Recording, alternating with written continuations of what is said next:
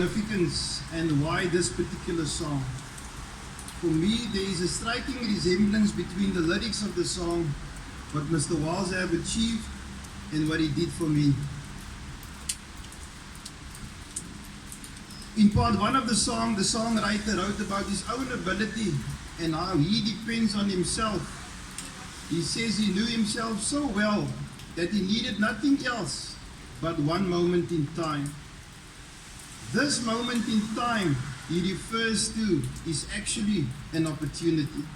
Sir, you have no equal, but you only raise destiny, and only you determine your success. Now the singer does not mention though who she depends on, who is behind the scenes, who is her strength, her comfort, and or in whom she finds a refuge in troubled times. But the listener can interpret this the higher meaning of themselves, and she acknowledges that although one could see her standing as one, she is definitely not alone.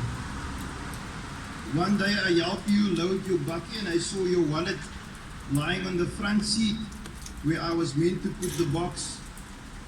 As I picked it up, I noticed there was a scripture, Jeremiah 29 verse 11, written on your wallet. Although I knew the scripture, I went back to my office and read it to gain more understanding. I then realized that although you trusted yourself, you also depended and placed your trust in the Lord. In part 2, she holds herself to the highest standards of success, and she very importantly actually plans and prepares for it. Similar to you, throughout your more than 40 years in service, you gave your best every day in the interest of the fire fraternity and to those that you surround yourself with.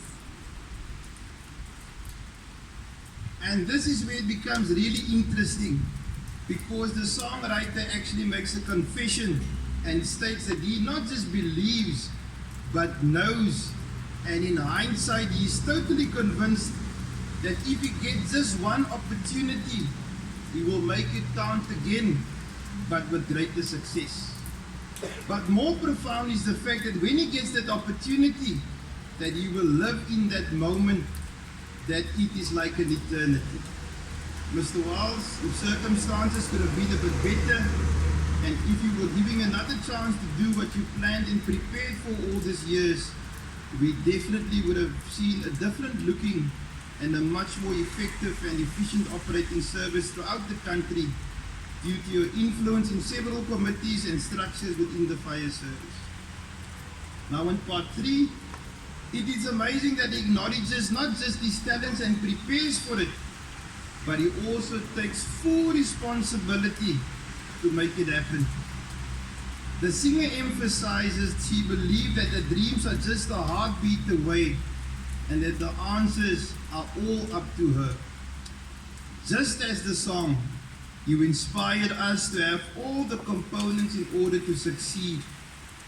The self-belief, self-confidence, the self-respect, to do the planning and to hold yourself to the highest standards, and most important, to take full responsibility to make it happen. So I bought a ticket and I'm waiting for the bus to arrive. If I have to pick a moment in time for me that could emulate the 22 years I've known you, it will be the day that I met you.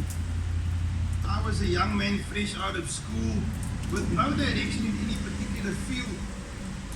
I asked a friend if there's any vacancies at the fire department, and he said that I must come and speak to the chief. He also told me that the fire service is a tough place and that the firefighters are big and burly, and me on the other hand was short and skinny. And I'm not going to repeat what else he said. To tell you the truth, I was terrified to meet you. When I entered your office, and obviously to my surprise, you were busy nurturing a plant. As you turned around, your energetic aura was imminently visible.